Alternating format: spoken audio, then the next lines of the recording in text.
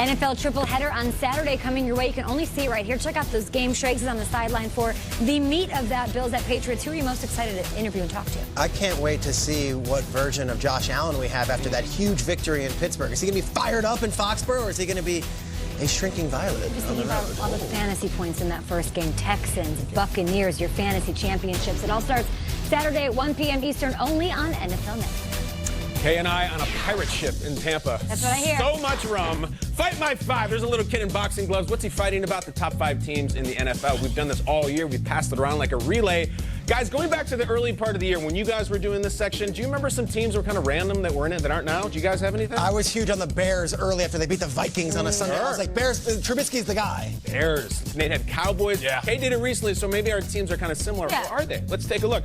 Number 5, guys. Number 5, my top 5 teams in the NFL. You know them. You love them. Put them up there. It's the New England Patriots with an asterisk because they're going to go there no matter if they win or lose. But hold on a second. It was all supposed to come crumbling down this week. Andy Dalton and Joe Mixon, the Bengals, are going to beat the Patriots. No, they lost by 3 touchdowns. And, you know, we've been so consumed with saying, what's wrong with the Patriots offense? How are they going to do this? Which is fair. I think we're starting to forget just how good this defense is. Let me give you an example. Show me the defense right now, the 2019 Patriots. These are Patriots Super Bowl winning teams under Bill Belichick. Run the gamut all the way to 0-1. Look how much better this team is. All the legends, whether it be Brewski or Willie or whoever it may be, Rodney Harrison, way better, guys. Touchdowns better, 100 yards of offense better. The defense really is that good, and I still believe they will piecemeal this offense together. The Pats stay at number 5. Huge game this weekend against the Bills, though. Number 4, I wrestled with this one. This one's tough. I got the Niners still at number 4. They come off a loss to the Atlanta Falcons, and this team is complicated right now. You know what's not complicated, though? Did you guys see the Kittle play? I don't mean the catch. I don't mean the stiff arm. I mean the unholy things he did on the goal line.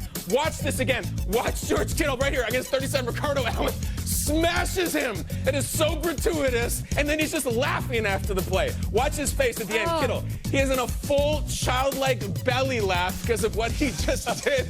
And we love Ricardo Allen. He's a great guy. But he got caught in front of the wrong freight train. Oh, my gosh. People wanted that to be an angry runs. It can't be an angry runs unless you have the ball. We have a few simple rules here. It's not anarchy. But, Kittle, we absolutely love it. We can contest the 49ers afterwards because there's definitely some meat on that bone. But at number 3, I got Patriots, I got Niners, and then I got Chiefs. I got Chiefs. Right time, right team. There's so much to talk about here, guys. They've beaten the Ravens. Really, they've beaten Lamar twice. They've beaten the Patriots.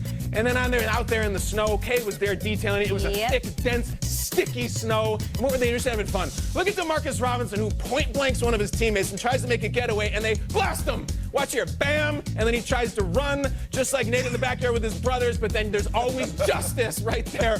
Guys, they're having fun. I love that. He's a Florida kid. Florida guy? Yeah. He's doing his supposed to. Nate, don't they put cayenne pepper under their socks or something like that, the guys from the South? Yeah. Nate was telling us that they actually put chipotle pepper under their socks. Maybe he's one of those guys. But he's out there in shorts. I got the Chiefs at 3. Number 2, my friends. Number 2. You saw him last night. It's the Saints. I got the Saints right here at number 2. Adams was talking about it earlier. There's just so much breezing going on. It's breezing. He showed up to the stadium last night in a Pope-mobile so everybody could see him. He is running the world. For some reason, a couple of weeks ago, his arm strength took off. I don't know if it's the core or those kettlebell things, but Breeze, number 2, just blew out his Colts team that supposedly never quits. That was never a game last night. And number 1, you know who it is. Just put them up. Put up the black bird or the purple bird or whatever you decided it was. That's the Ravens. And this is really a moment. This is the 2019 moment for me. Lamar Jackson blows the doors off of the New York Jets team. They get destroyed. And afterwards, they're taking a ticket at a deli counter to get his autograph on their jerseys. Someone on the Ravens, I don't know if it was Chad Steele or someone in his department, they brought out extra jerseys that Lamar didn't even wear in the game. Guys, that's the white jersey, and he's wearing the black jersey just so they could get autographs. I compared it to Charles Barkley beating Angola by 50 points in the 1992 Dream Team, and the players were waiting to take pictures with Jordan and Clyde, and not so much later, but a couple of them, guys. So that's it. Number 1 team, the Baltimore Ravens. Ravens, Saints, Chiefs, Niners, Patriots. The first time I've actually had some trouble with this, Peter, like Hermione Granger, has his hand up. Glaring omission. The number 1 seed in the NFC. The team that right now the playoffs will go through. The Seahawks are not on your list. What's the deal? Tough. The Seahawks got absolutely destroyed by the Rams, and it left a bad taste in my mouth. I know they won last week against Carolina, but it actually was very close, and I think Carolina's playing out a string. They just announced Will Greer's going to start next week. So I still think the Rams thing has some scar tissue. I love the Seahawks. I picked them to win the West, but they're not in here yet. They're right down here. The other team that's in the tie is the Packers. Yeah, you were sat here in Nate's chair yesterday and talked about how you don't think Kittle can take them to the Super Bowl, but then you put Kittle as your reasoning or a big part of why you had the Niners at 4. It's kind of the same factor as the Seahawks. I've tried this for weeks now. The taste of the throw-up that I can't get out of my mouth by how bad they lost to the Niners. They played a big boy, and they got destroyed in that game. Here's the thing for the Packers. It all comes down to next Monday night. The Packers and the Vikings are right down here knocking on the door. I think whoever wins that game is in here, but that feels like a regular season playoff to me. Vikings, Packers knocking on the door. Burleson, what can I do for you? What about the Bills?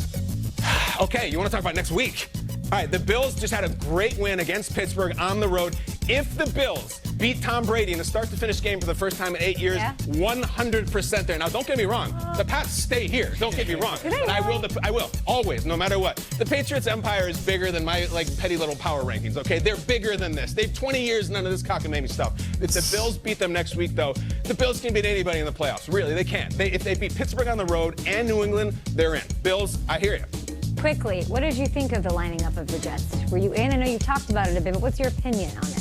I generally don't love a lot of the jersey swapping, especially time and place. They got destroyed that night. I mean, they absolutely got the doors blown off. So to show up, DM the guy, text him, call. I don't think it's a great look. So I'm not a fan. Do you think Lamar Jackson's cherishing his signed Robbie Anderson jersey or no? Wait, hold on. Was it even an exchange, or was it just an autograph sign? I don't know if he got the I think it was like Santa Claus, and you sit on his lap and tell him what you want for the offseason. You don't think he walked off the field with like 10 jerseys? No? I don't think that Robbie Anderson gave Lamar an autograph signing after the game? I think it was a signing. There was 800 losses. Nate, would you have been in line?